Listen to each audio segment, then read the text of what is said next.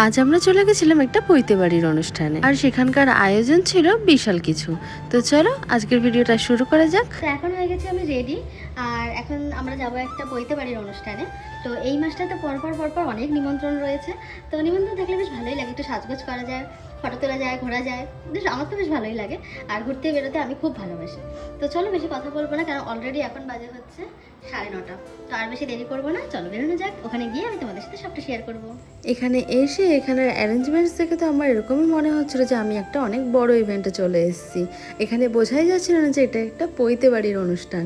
তো অনেক বড় করে ওনারা সেলিব্রেট করে, আর সেখানকার ডেকোরেশন থেকে শুরু করে সব কিছু খুবই ভালো ছিল। তো চলো এবার তোমাদের সাথে শেয়ার করে দিই বাইরের গেটটাও নো ডাউট খুব ভালো সাজিয়েছিল। স্টলের আইটেমগুলো দেখে মনে হচ্ছিল স্টলেই মনে হয় আমার পেটটা ভরে যাবে। স্টলের মেনুতে চাউমিন থেকে শুরু করে জিলিপি, বেবিকর্ন, পনিরের কিছু আইটেম, পানির সাথে, তারপর তো মকটেল কাউন্টার ছিলই, তার সাথে তান্দুরি চা, আরও অনেক কিছু ছিল। তো এর মধ্যে থেকে আমি শুধু পনির সাটিটাই একটু ট্রাই করেছিলাম, তারপর চলে যাই আমরা খেতে। এটা যেহেতু ছিল পৈতে বাড়ির অনুষ্ঠান, তাই মাংসটা এখানে ঠিক চলে না। মেইন কোর্সের মেনুতে তো অনেক কিছুই ছিল, বাট আমি আগে পরে কিছু নিয়ে নিয়েছিলাম সাদা ভাত, তার সাথে ভেটকি মাছের পাতুরি, যেটা বাঙালির সবার প্রিয়। এরপর নিয়েছিলাম পোলাও, আর তার সাথে গন্ধরাজ কাতলা।